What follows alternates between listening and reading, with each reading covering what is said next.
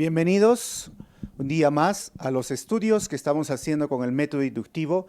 Hoy vamos a estudiar versículo por versículo Marcos capítulo 7.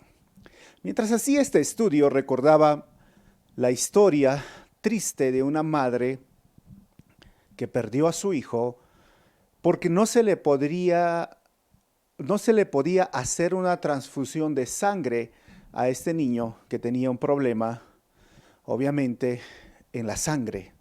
Necesitaban hacerle una transfusión, necesitaba hacerle eso inmediatamente, pero por su tradición religiosa, porque ellos profesan el que la Biblia, según ellos, dice que no debe de hacerse una transfusión de sangre y es un asunto de fe y es un asunto en el cual puede quedar fuera del reino de los cielos. Esas personas siempre van de puerta en puerta tocándote a tu casa con unos sombreros, unos paraguas, unos maletines y te dicen, te vengo a traer el reino de los cielos, te vengo a hablar de Jehová. Pero al final, si tú entras en internet, vas a poder ver la cantidad de personas que hoy están sufriendo porque un ser querido que necesitaba sangre, una transfusión de sangre, no la recibió. ¿Y qué tan fuerte hoy es la tradición religiosa frente a las verdades bíblicas? Así como esa madre, hoy muchos están sufriendo, pero créeme que hoy también dentro de la iglesia cristiana o dentro de nuestra cultura o sociedad puede ser que estemos haciendo lo mismo. Vamos a cerrar nuestros ojos y vamos a orar. Señor, te doy gracias en esta hora.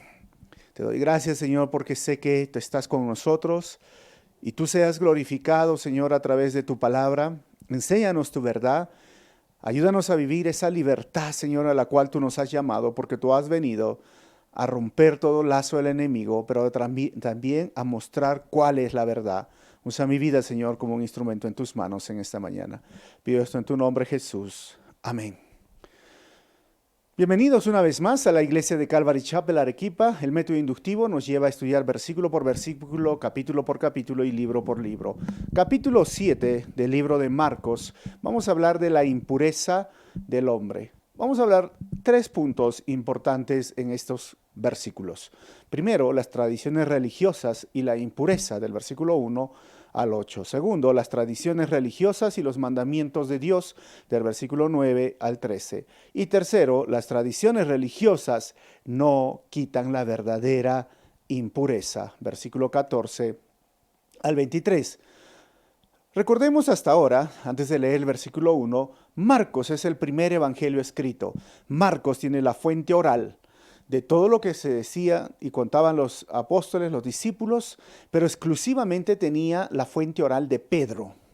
Pedro es él escucha narrando a Pedro las historias, contando las historias, y vamos a ver algunas particularidades de este relato que Pedro le da a Marcos, pero también un poco los evangelios sinópticos o paralelos que vendrían a ser Mateo y Lucas. Recuerden que Juan es un evangelio que no lo consideramos sinóptico porque su perspectiva, su relato es totalmente diferente, aunque sí narra los eventos de Jesús, obviamente, pero no tenemos más, diríamos, que comparar con el evangelio de Juan, solo con Mateo y Lucas. Así que el primer evangelio que se escribió fue Marcos. Y Marcos nos relata a Jesús siempre obrando, siempre trabajando, siempre sirviendo, siempre actuando. Ya vimos hace poco que estaba caminando sobre el mar. Ahora vamos a ver qué sucede con Jesús. Versículo 1, dice la palabra. Los fariseos y algunos de los maestros de la ley que habían llegado de Jerusalén se reunieron alrededor de Jesús. Y ahí tenemos estos fariseos y tenemos maestros de la ley. Estas dos personas, dos tipos de grupos de personas, llamaríamos, componían lo que se llamaba el Sanedrín. El Sanedrín viene de la idea desde cuando Moisés invita a 70 jueces para que ayuden a gobernar o a resolver los asuntos que se presentaba cuando salieron del pueblo de Egipto. Y esas 70 llegaron a ser el Sanedrín compuesto en su gran mayoría por los saduceos, los fariseos, los maestros de la ley, los intérpretes de la ley. Esto significaba que básicamente era un grupo selecto. Y el texto dice que vinieron a ver a Jesús. O sea, querían comprobar o corroborar todo lo que se decía de él. Versículo 2. Y vieron a algunos de sus discípulos que comían con manos impuras, es decir, sin habérselas lavado. En Éxodo capítulo 30, versículo 19 y Éxodo 40, 12, nos narra esto, que era el rito de la purificación de lavarse las manos o lavarse las manos. Si tú, no vamos a leer ahora, pero si vas a Éxodo, esta ordenanza dada no fue para todo el pueblo, fue dada solo para Aarón y los sacerdotes. Había un tipo de fuente de bronce en el tabernáculo y ellos tenían que lavarse las manos y los pies como un acto de purificación. Cuando ya se hizo el templo, Salomón construyó algo mucho más grande, pero cuando se destruyó el templo y lo que llamamos la dispersión de los judíos, ellos agarraron este versículo y lo pusieron a sus vidas, como ellos decían o dictaban la ley, y en la sinagoga se practicaba esto, porque recuerden que la sinagoga surge con las diásporas después del cautiverio, y ya estábamos por la etapa de los macabeos, por ahí surge esta idea. Entonces empezaron a tener la costumbre de lavarse las manos, pero no era un mandamiento bíblico. Entonces vemos a Jesús allí, y era tan estricto para ellos que el rabino judío José dijo un día que aquel que come con las manos sin lavar peca tanto como el que se acuesta con una ramera. Hay muchos, mire, imagínense lo que dice ese judío. Algunos decían, era como, oye, estás comiendo con tus manos con pufis, ¿no? O sea, no hay diferencia. Se cuenta la historia de un rabino que no se lavó de la forma correcta. Y ellos tenían una forma muy especial para lavarse y fue excomulgado de la sinagoga. O sea, era tan serio el asunto para ellos que los miraron y nos están lavando las manos. No están cumpliendo el rito. Aquel que dice ser un rabino, el maestro de la ley, y sus discípulos no lo hacen. Y miren, créanme que eran tan serios en ese momento que dice un día uno de los judíos, de los rabinos, quedó atrapado, lo llevaron a la cárcel los romanos y le daban su ración de agua diario. Pero como le traían los rabinos, o que digan los romanos a este rabino, entonces él prefería lavarse las manos que beberla, y lo que daba para beber solo poca agua y casi muere. Pero ese acto fue considerado de mucho valor y lo elevaban a un lugar tan alto que casi lo consideraban un héroe este rabino por seguir por fe aquella tradición. Y vuelvo a repetir, no bíblica, pero que se fue formando con el tiempo. Por eso, por ejemplo, el Salmos capítulo 24, versículo 3 al 4 decía: ¿quién puede subir al monte del Señor? ¿Quién puede estar en su lugar santo? Solo el de manos limpias y corazón puro, el que no adora ídolos vanos ni jura por dioses falsos.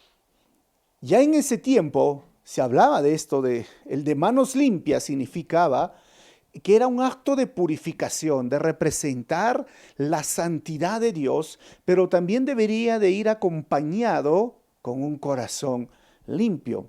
Parece que ellos dejaron el corazón limpio a un lado y solo se enfocaron en el acto en sí. Por eso miramos, no era una cuestión de higiene, sino una cuestión religiosa. Versículo 3, y entre comillas, ¿no? Entre paréntesis: en efecto, los fariseos y los demás judíos no comen nada sin primero cumplir con el rito de lavarse las manos, ya que están aferrados a la tradición de los ancianos. Tengo una foto, cuando ven a alguien comer y ahí está el judío, el rabino, lavándose la mano de una forma muy especial. Y la tradición de los ancianos es lo que lo conocían como el Shemai, ¿no? o lo que llamamos el Talmud. Y es curioso porque ahora se ha encontrado ese Talmud, el Shammai, tanto en regiones de Babilonia como Palestina, y no se sabe cuál ahora es bueno, el de Babilonia tiene más completo, el de Palestina un poquito más corto, pero hay cuestiones en debate y se han encontrado y no se sabe por qué están discutiendo, hablando. Habían dos famosas escuelas de Hillel, ¿no? Y el otro que se llamaba Shammai. Ellos eran los que estaban poniendo siempre la interpretación de cada situación. ¿Y cómo se forma una tradición? Si ellos discutían de esos temas, y hasta discutían qué significaba, según la ley, guardar el día de reposo, no deberían de llevar ninguna herramienta de trabajo. Y ellos decían, a ver, ¿se puede levantar una lampa que está en mi jardín, una pala, no? No, eso es trabajo, es herramienta de trabajo, entonces déjalo ahí. Hasta el punto de que se dice que en ese tiempo para coser se usaba un tipo de agujas, las barbas de ballena, de un tipo de huesitos, y decían, si uno lo tenía acá en el pecho cruzado, estás transgrediendo la ley del sábado. O sea, esos puntos eran los puntos en debate, y esto es lo que decía. Esa era la tradición, ese era el Talmud. Versículo 4. Al regresar del mercado, dice, no comen nada antes de lavarse y siguen otras muchas tradiciones, tales como el rito de lavar copas, jarras y bandejas de cobre. O sea, ellos lavaban todo porque se sentían contaminados con los gentiles y lo hacían de esta forma. Miren, agarraban, tenían un lavador de agua como han visto y se dejaban echar el agua en las manos y levantaban las manos hasta el punto que les llegaba a los codos y una vez que les llegaba a los codos volvían a echar y el agua corría, corría, corría y salía por la punta de sus manos hasta el punto de decir, esta es la primera lavada, y oraban y decían, oh Dios del universo que nos has hecho santo por medio de este rito de la purificación, somos tu pueblo amado. Mientras hacían eso, o sea, era un rito, era todo es como ahora es curioso que el mundo hoy está viviendo algo muy parecido, tenemos que lavarnos las manos, todo esa palabra protocolo, ¿no? Que no lo conocíamos hace, no sé, medio año atrás, la gran mayoría, aunque algunos sí, hay que seguir el protocolo. Lo mismo era lo que ellos hacían. No podías purificarte, lavarte las manos, ni hacer el rito de lavar las copas, las jarras, las bandejas de cobre, nada. Todo tenía un protocolo y tenías que hacerlo exacto. Y el hecho de que tú no lo hagas, te podían excomulgar de la sinagoga. Y luego de que pase esto, recién metían las manos al agua, porque si no lo contaminabas, tenías que echarte. Por eso, y si estabas solo, yo mostré una imagen de una señora echándole agua, entonces agarrabas habían bandejas de una oreja, como una jarra, se echaban una mano, luego la otra mano, y ya quedaba así, y eso quedaba contaminado, esa jarrita, entonces recién metían las manos al lavador o a la cubeta, y se podían lavar otra vez las manos y echaban, o sea, era todo un rito. Pero vemos a los discípulos que empezaban a comer, y ahí viene el conflicto, ¿no? Versículo 5. Así que los fariseos y los maestros de la ley le preguntaron a Jesús, ¿por qué no siguen tus discípulos la tradición de los ancianos en vez de comer con manos impuras? Esto es algo muy interesante porque miren, ellos quieren venir a ver a Jesús, ellos quieren saber quién es Jesús y realmente es, pero vienen con la actitud errada, la actitud equivocada. ¿Por qué? Porque ellos vienen a ver hasta las cosas que no tienen importancia ni relevancia. Están viendo personas siendo sanadas, están viendo ciegos que pueden abrir ahora los ojos, cojos sanar, endemoniados siendo liberados, estamos viendo milagros y a ellos no les importa. ¿Y qué es lo que les importa? ¿Por qué no se lavan las manos? ¿Por qué no siguen la tradición de los ancianos. Pero como les dije, obviamente para ellos era un tema que lo habían discutido tantas veces y los hacía sentirse culpables de algo que ni la Biblia lo decía que era para ellos, solo para los sacerdotes, no para todo el pueblo, y cuando iban a ofrecer un sacrificio. Por eso les digo, ¿cómo se hace una tradición religiosa? Yo recuerdo en mi época, cuando era más joven, porque todavía sigo siendo joven, ¿no?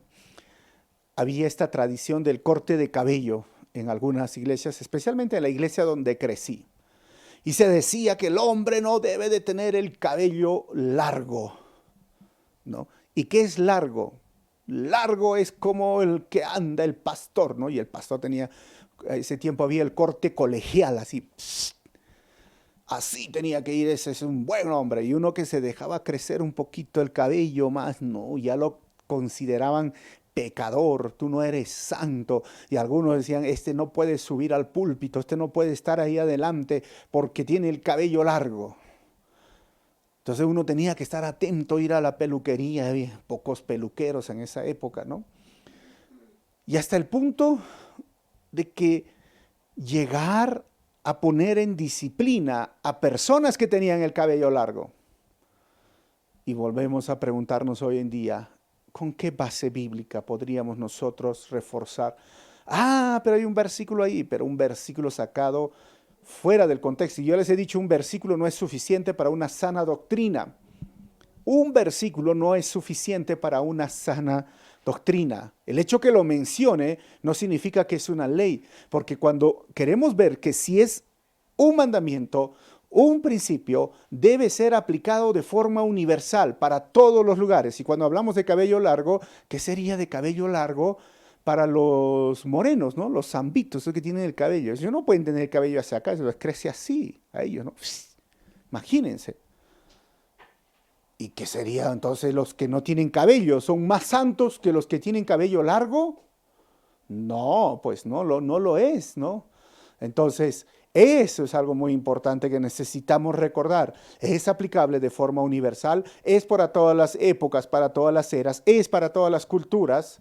Aún el asunto de la ropa es para todas las culturas, es para todos los climas. O sea, no podemos hacer de un solo versículo, pero como no se examina la Biblia, como no se estudia la Biblia y no se profundiza, y tenemos obviamente las autoridades, diríamos, eclesiásticas que hablan y enseñan la Biblia, entonces unos le creen, y para mí esto es también un punto muy importante que hay que recordar, que sí, estamos hablando la palabra de Dios, pero yo te digo y les digo siempre a la congregación, su deber de ustedes es examinar, estudiar todo lo que yo estoy enseñando, corroborarlo. Si ustedes me dicen, pastor, aquí no veo lo que usted me ha dicho, o explíqueme, le explico. Y usted, bueno, y vamos a hablar y conversar. Pero ese es el deber de la iglesia.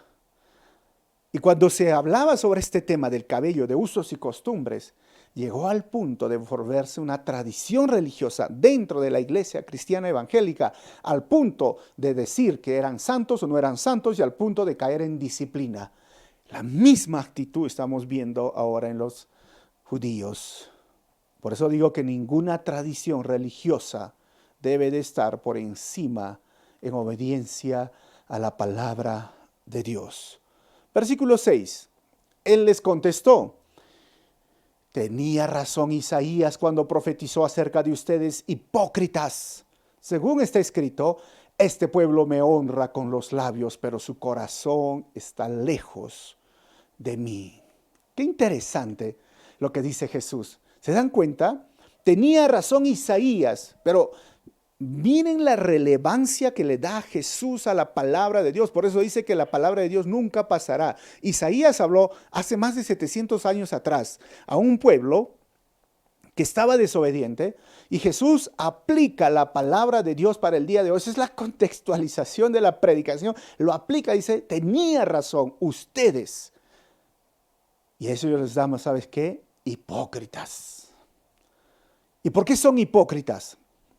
Porque solo son personas que hablan bonito, solo honran a Dios con los labios, pero por dentro están podridos, están llenos de cosas sucias, pero por fuera están hablando bonito, pero por dentro están pensando cosas que no agradan a Dios. Por eso que cuando Jesús usa esta palabra de Isaías, recuerden que la palabra de Dios puede afectar una cultura y las verdades de Dios afectan la cultura, pero también trascienden el tiempo y la cultura. Pero hay que entender algo que es muy importante. El cristiano es contra cultura y somos hacedores de cultura y formamos la cultura del cielo. Y escúcheme bien esto, porque el cristiano es contra cultura.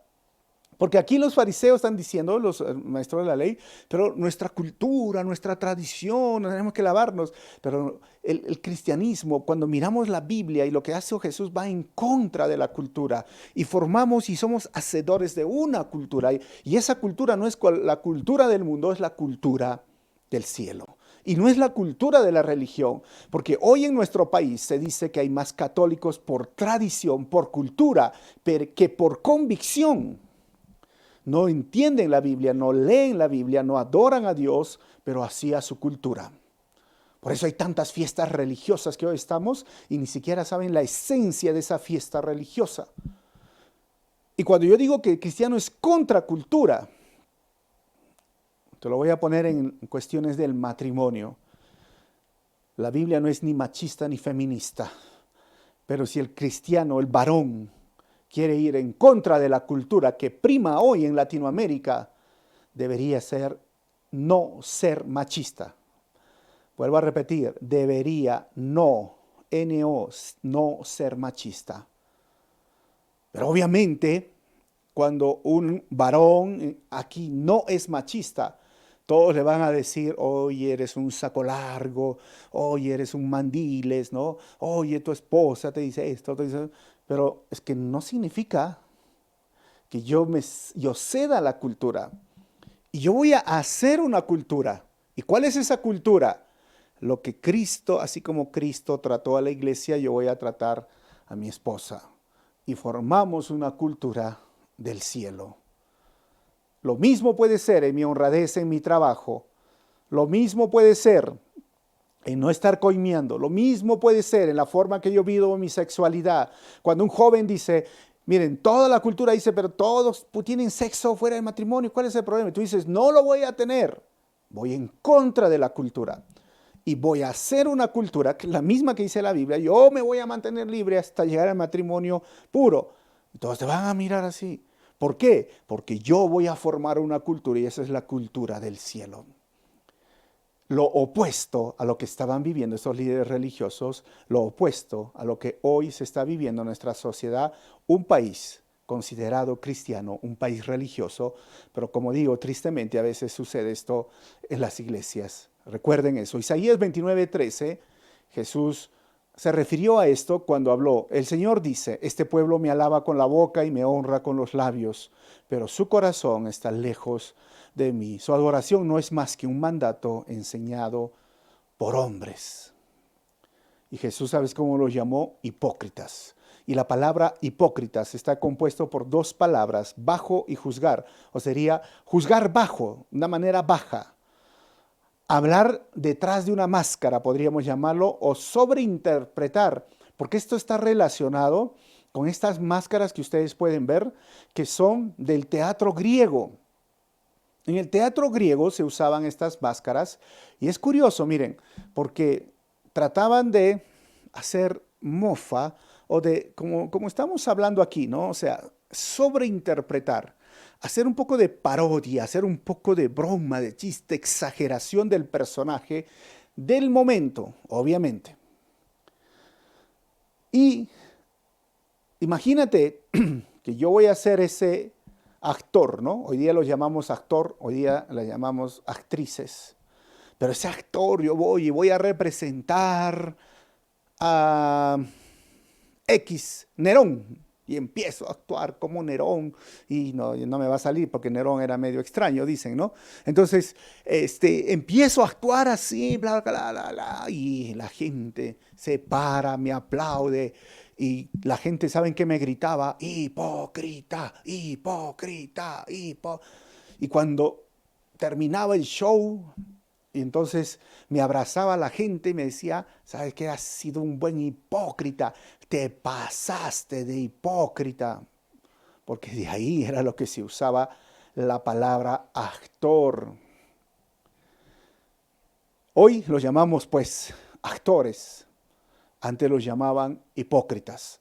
Ahora el término ha cambiado, ha surgido algo diferente. Y hoy día el Señor lo usó en ese tiempo y hasta el día de hoy como alguien que actúa. ¿Y qué actúa? Actúa queriendo mostrar que es cristiano, pero en el fondo no lo es cristiano. Queriendo mostrar que ama a Dios, pero en el fondo no ama a Dios. Queriendo mostrar delante de la gente que es un buen cristiano, pero en el fondo no lo es. Tiene una careta. Viene a la iglesia sonriendo.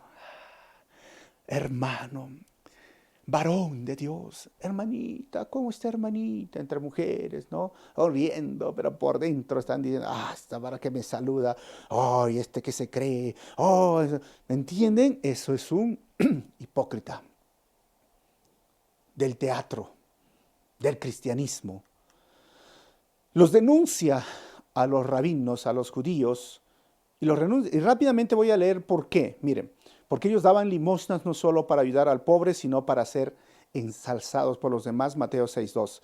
Número 2, oraban en la sinagoga y en público para ser visto por otros, Mateo 6.5. 3, cuando ayunaban se veían desarreglados y demacrados para dar la impresión de espiritualidad, pero por dentro se comían su pancito, Mateo 6.16. 4, diezmaban de los productos de la despensa, pero faltaban a los temas profundos de la ley, Mateo 23.23. 5, limpiaban la parte exterior del vaso, pero no dentro, Mateo 23.25. Se sentían autojustificados, Mateo 23, 29 y 30. 7, no dejaban a otros entrar en el reino, Mateo 23, 13 al 15. 8, trataban de atrapar a Jesús con preguntas capciosas, no por una verdadera búsqueda de la sabiduría, Mateo 22, 15, 22. 9, tienen un lugar en especial en el infierno, Mateo 25, 46. Y 10, eran sepulcros blanqueados. ¿Sabe por qué? Llenos de impurezas. Mateo 23, 27. Cuando miramos a Jesús en los evangelios, de todo eso los acusó a estos líderes religiosos que se apegaban más a la tradición y no a la verdadera palabra de Dios. Y vuelvo a decir, la tradición de los ancianos, el Talmud, era la interpretación de la ley, no la ley misma. Qué interesante que Jesús los trató de esta forma. Por eso digo que cuando hay desequilibrio doctrinal o desconocimiento de la palabra, muy pronto llegaremos a ser los nuevos fariseos de esta era moderna. Versículo 7. En vano me adoran. Sus enseñanzas no son más que reglas humanas. ¿Sabes por qué? Porque las tradiciones religiosas muchas veces nos alejan más de Dios que acercarnos a Él. Por eso Jesús decía, en vano ustedes me adoran. En vano, o sea, a través de esa regla, a través de esa norma, no van a llegar a Dios. A través de tener el cabello más corto, porque alguien, un líder religioso, se atrevió a interpretar y decir, tienes que andar con el cabello corto, no te acerca más a Dios. Al contrario, te aleja más a Dios. ¿Por qué?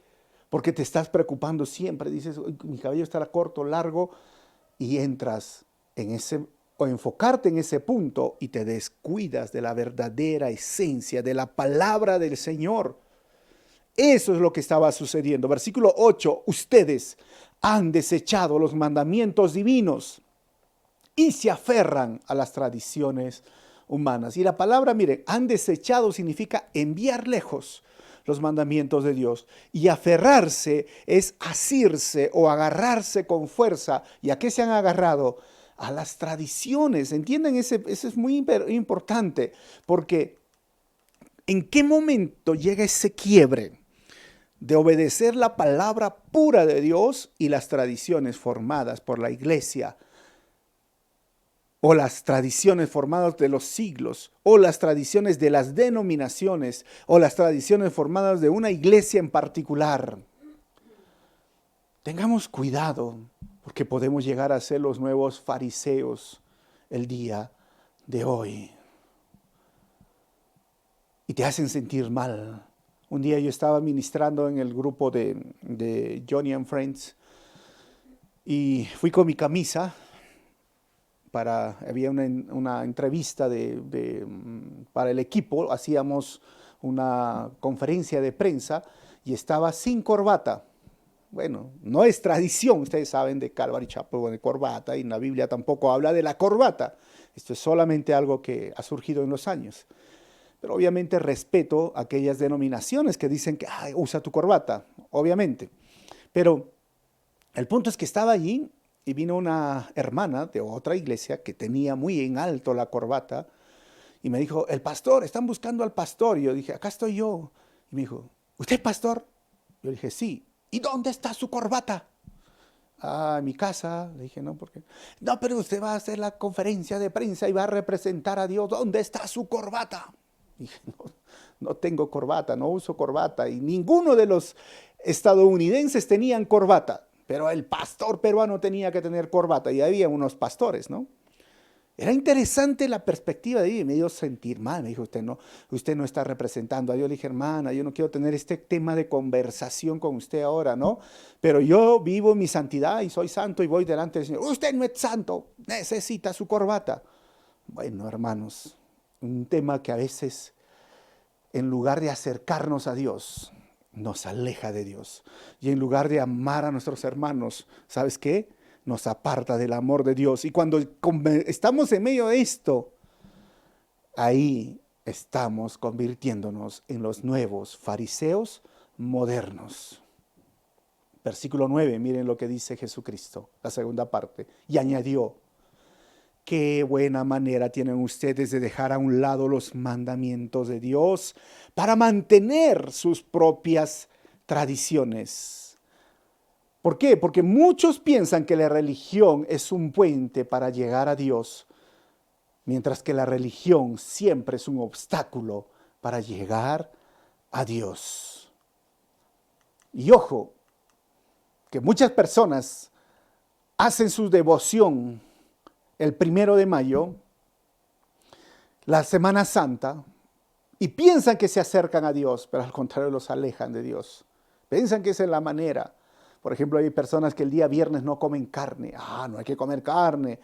Y es curioso que a veces algunos cristianos evangélicos tienen eso. Y yo les digo, ¿y por qué no? No lo sé, pero porque no hay que comer carne, ¿ve? Porque Jesucito está en la tumba, lo mataron, ¿no? A veces es interesante que las tradiciones son tan fuertes y que siguen a la iglesia cristiana.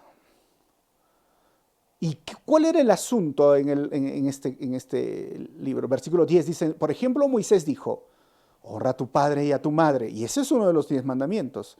Y el que maldiga a su padre y a su madre será condenado a muerte. Esa es la palabra de Dios. Versículo 11, ustedes, en cambio, enseñan que un hijo puede decirle a su padre y a su madre, cualquier ayuda que pudiera haberte dado es corbán, es decir, ofrenda dedicada a Dios. ¿Y qué es corbán? Corbán era un regalo dado a Dios o al templo. Y cuando uno, digamos, el asunto era así, si por X razón yo tenía un conflicto con mi padre o con mi madre, siempre hay hijos que viven así, yo agarraba y la ley me obligaba a mantener a uno siendo anciano. Esto era la ley y está bien. Pero como tú tenías un problema, los fariseos daban una solución. Mira, si no quieres mantener a ese viejo, ofrece tu dinero, tus propiedades como ofrenda corbán. ¿Y qué significa eso? Lo estás dedicando al templo y que se muera. Que se muera el viejito, sí, que se muera. ¿Y esa plata para quién? Para nosotros, los líderes religiosos. Entonces, ¿qué prefieres? ¿O le das a él para toda la vida, lo mantienes o no lo das para nosotros? Y como había esos conflictos, él dijo, ya, pues se lo doy a ustedes. Y eso es lo que denunciaba Jesús. O sea, se decía, no deberían de usar eso, pero ni siquiera la Biblia lo decía, pero ellos lo habían formado de la tradición, el corbán. Y Jesús los denuncia. Versículo 12. En ese caso, tal hijo ya no está obligado a hacer nada por su padre ni por su madre, ¿me entienden? Porque la ley lo obligaba. 13. Y así, por la tradición que se transmiten entre ustedes, anulan la palabra de Dios y hacen muchas cosas parecidas. Y Jesús los denuncia ahí. ¿Te imaginas ese momento? Y no era el único momento, porque ya vemos en Mateo 5 que decía, ustedes han escuchado dar carta libre de divorcio, esto les han enseñado esos líderes religiosos. Y Jesús que dijo, yo les digo, no es así.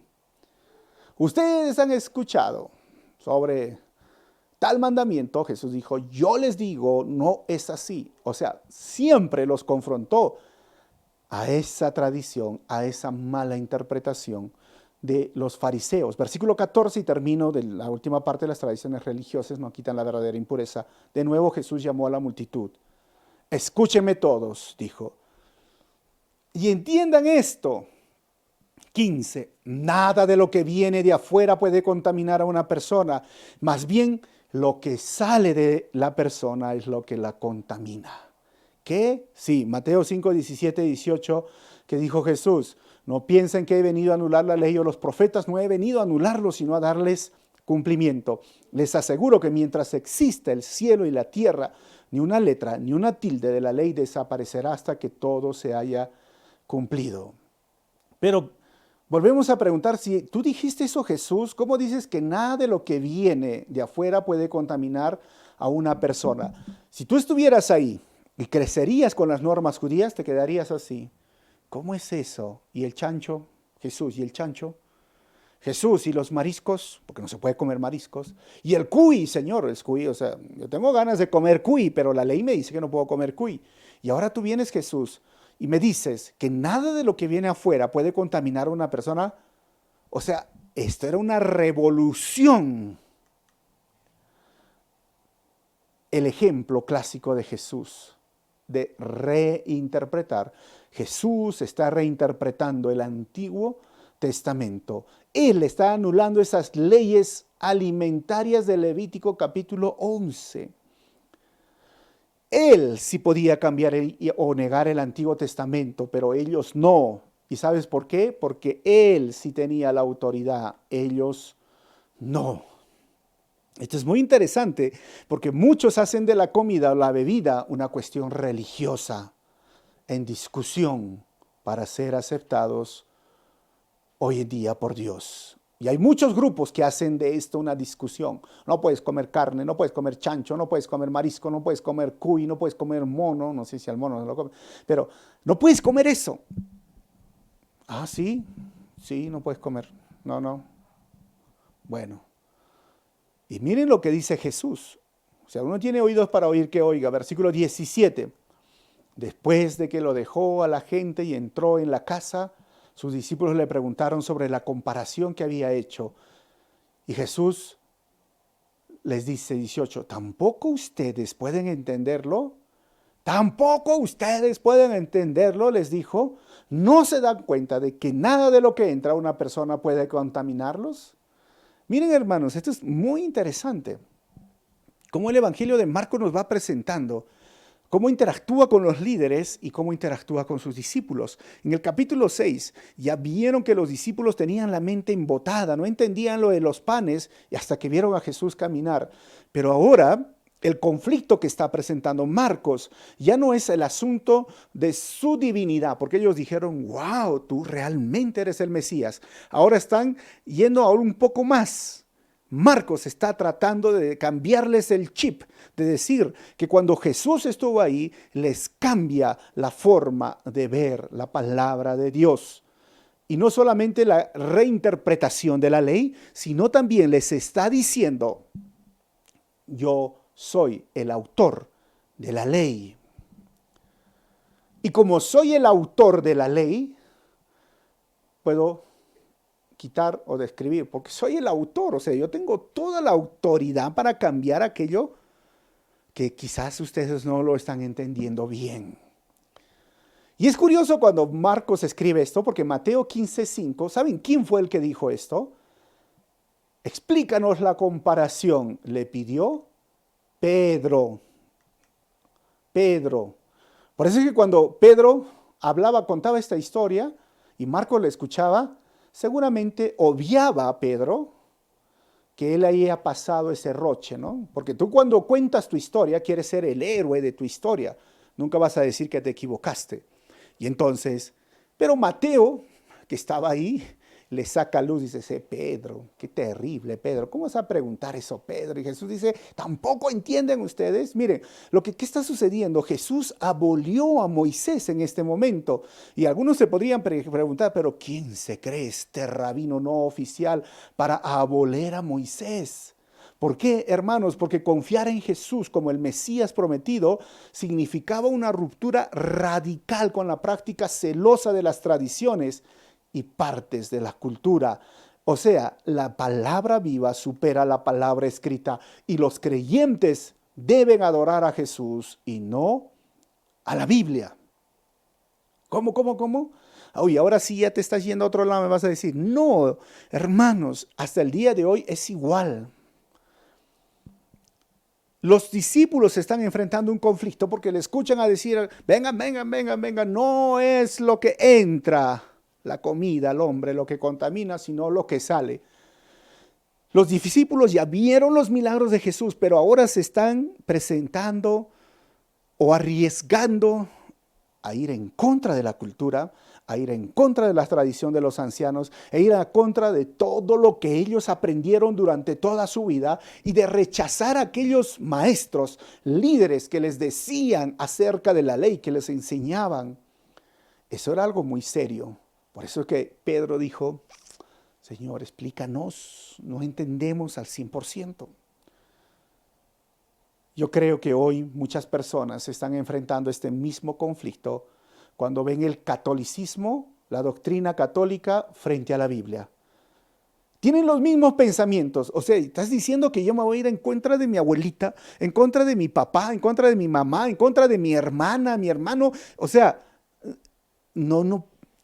Tiene que haber una solución, un término medio, pero la verdad es que no hay términos medios. O es sí o es no, o el reino de Dios o el reino del enemigo. No hay medias tintas, lo siento. Y yo entiendo el conflicto, que si tú estás escuchando este mensaje y estás aferrado a las tradiciones religiosas del catolicismo, te cuesta, dices, pero no, tiene que haber algo. No puede decir que no puedo comer carne el viernes, me cuesta. Y yo les entiendo, y los discípulos lo estaban viviendo, pero deberemos adorar a Jesús, ni tampoco la Biblia como amuleto. Yo sé que estoy hablando de la palabra viva, porque por ahí también hay tradiciones, ¿sabían? Yo he conocido personas que decían, pastor, no he podido dormir bien hoy. ¿Y por qué no puedo dormir bien hoy, hermana? Es que no encontraba mi Biblia y yo siempre me pongo la Biblia debajo de la almohada para dormir bien porque me trae paz. Hermano, eso es donde yo voy. Al Jesús vivo, al Jesús real que está con nosotros, que no necesitas una Biblia en físico para pensar que su presencia de Dios está contigo. Debemos de quitarnos eso. Y Jesús está reinterpretando, aboliendo. Y el libro de Hebreos dice que Jesús es superior a Moisés. Pero ellos no lo entendían todavía. Los judíos no lo entendían, ni los discípulos lo entendían. Y para hoy, ¿sabes qué? El Antiguo Testamento no es autoritativo para los creyentes del Nuevo Testamento. Y cuídense de basar su doctrina solo en el Antiguo Testamento. Debemos ver el Antiguo Testamento a la luz del Nuevo Testamento, porque la realidad se encuentra en Cristo y porque la revelación es como una gradita. Mientras sí el Antiguo Testamento sirve, Gálatas 5 lo habla, Romanos capítulo 16, pero va subiendo, pero todo el panorama se ve mejor desde el Nuevo Testamento. Versículo 19. Jesús les dice, porque no entra en su corazón, o sea, sino en su estómago. Y después de va a dar a la letrina. Con esto Jesús declaraba limpio todos los alimentos. Márquenlo eso en su Biblia. Y si alguien viene y les dice, está prohibido comer chancho, dice, ¿sabes qué? Jesús declaró limpios todos los alimentos. El chancho también, sí. El cuy también, sí. El mono también, sí. Las moscas también, no lo sé, hermanos. Pero sí yo sé que las hormigas se comen en la selva y los gusanos se comen. ¿Eso también lo declaró limpio? Sí, así como lo declaró limpio el corazón de la vaca, el pulmón de la vaca, las tripas de la vaca, todo se comía, pero los judíos no comían eso, pues. Todo, pues hermano, los latinos le comemos todo a la vaca, todo, sin excepción. ¿Por qué? Porque no entra a mi corazón, sino entra a mi estómago. Y de mi estómago ustedes ya saben a dónde se va. Eso es lo que dijo Jesús. O sea, Dios ve el corazón, no el estómago. Versículo 20. Luego añadió, lo que sale de la persona es lo que lo contamina. What? Yo te digo que si quieres conocer cómo es alguien, solo déjalo hablar. Versículo 21. Porque de adentro del corazón humano salen los malos pensamientos, la inmoralidad sexual, y esa es la palabra pornea, que es todo pornografía, no solamente fornicación, sino porneia, inmoralidades sexuales, pornografía y todas las cosas que vienen con eso, los robos, los homicidios, los adulterios. 22, la avaricia, ya saben, ese deseo de tener más y más y más y nunca dar al necesitado. La maldad, el hecho de pensar siempre cosas negativas y hacerlas. El engaño, la mentira, ¿no? El libertinaje, ese estilo de vida libertinaje. La envidia, el hecho de querer, te enojas cuando al otro le va bien. La calumnia, el levantar falsos testimonios sin tener pruebas. Hablas en contra de tu hermano. La arrogancia, el orgullo y la necedad, el terco, más terco. 23. Todos estos males vienen de adentro. ¿Y sabes qué hacen? Contaminan a la persona. Y vuelvo a decir que si quieres conocer cómo es alguien, solo déjalo hablar. La impureza del hombre está aquí, adentro. No se contamina por lo que comes. Y obviamente ese versículo márcalo bien. Cuando te dicen no puedes comer cuy, dile, Jesús declaró limpio todos los alimentos. Y los perritos también, me van a decir los jóvenes. Sí, en China comen perros, lo siento, ¿qué puedo decir? Los perritos también. Y los conejos también, sí, los conejos también, todo está limpio. Y bueno, lo siento, yo sé que hay mascotas en algunos lugares, pero en Génesis capítulo 9, cuando bajan del arca, Noé con su familia, Dios le dice, te doy todos los animales. Todo lo que se mueve, Noé, mata y come. Y nuestros hermanos de la selva comen pues su suri, porque se mueve, es un gusano. Y una hormiga se mueve. Todo lo que se mueve, mata y come. Bueno, la sangre tiene que correr nada más. Pero eso no lo contamina. Lo que lo contamina es lo que está en el corazón. Un corazón no regenerado, un corazón que no ama a Dios, un corazón que no respeta a Dios, un corazón que no se enfoca en la esencia, en el fondo de la ley y solo está preocupado en la forma, porque es la interpretación del fondo, la forma en cómo lo hacen, cómo va a ser tu cabello, cómo va a ser tu vestimenta, y por eso miden la santidad. Esto es lo que Dios no quiere. Voy a terminar con 4 conclusiones. Primero, somos contracultura y hacedores de una nueva cultura, la cultura del cielo. Número 2, las tradiciones religiosas no nos acercan a Dios, al contrario, nos alejan de la verdadera adoración. Ahí debe decir nos. 3, el hipócrita es el religioso que exige a los demás la santidad que él en esencia no cumple. Y 4, ser discípulo de Jesús es dejar tus tradiciones religiosas y tu cultura religiosa por algo mejor. Jesús es vida, recuerda, no es religión. Y si tú hoy estás en ese conflicto de que, oye, pero voy a tener que dejar el día de Santa Rosa de Lima, no, San Pedro y San Pablo, y el día de la Fátima y todo, yo te ofrezco algo mejor. Es la palabra de Dios, léela. Pero Jesús te ofrece algo mejor. ¿Sabes qué es? Vida. Vida. Porque hay personas que no hicieron su peregrinaje y se sienten mal y dicen, no, Diosito no me ha hecho. No, no, no. Hay algo mucho mejor que eso. Jesús puede estar en tu casa. Jesús puede estar contigo. Jesús puede estar en tu corazón. Eso es mejor, eso es vida que una tradición que no te acerca a Dios. Así que rompe con eso, déjalo a un lado y no te sientas mal. Pero ven a Jesús y vas a experimentar la vida, y esa vida en abundancia. Y si tú estás en una iglesia que está pegada a sus tradiciones, mira, hermano, lee la Biblia y disfruta la libertad. No pongas cargas a otros que ni tú mismo puedes llevar. Vamos a orar. Señor, te doy gracias una vez más por este tiempo. Gracias, Señor, por tu palabra. Gracias, Señor, por lo que nos enseña Marcos. En realidad, seguirte a ti puede significar, y significa, Señor, dejar todo lo que nos enseñaron, todo lo que aprendimos de religión, porque estaba equivocado, porque estaba en contra de tu palabra. Y cuando viene la verdad nos hace libres. Seguirte a ti, Señor, significa dejar mucho de la cultura, porque es pecaminosa, porque es tradicionalista, porque no acerca a Dios. Pero tú nos das vida, tú nos das algo mejor, tú nos das una relación personal, tú vienes a morar en nuestro corazón. Nunca perdemos, al contrario ganamos, y ganamos, Señor, contigo. Gracias por este tiempo. Ayuda a las personas que están escuchando esta enseñanza. Si tienen esos conflictos con su tradición, pon paz en su corazón y dales libertad. Porque cuando viene el Espíritu de Dios, hay libertad. Y nos podemos sentir libres para hablar, amarte, adorarte y exaltar tu nombre, Señor. Gracias por este tiempo. En tu nombre oramos así, Señor. Amén. Dios te bendiga y nos vemos en el próximo estudio. Ya sabes, si tú deseas colaborar con una ofrenda a esta iglesia para los gastos que tiene mensuales, comunícate por el inbox. Dios te bendiga.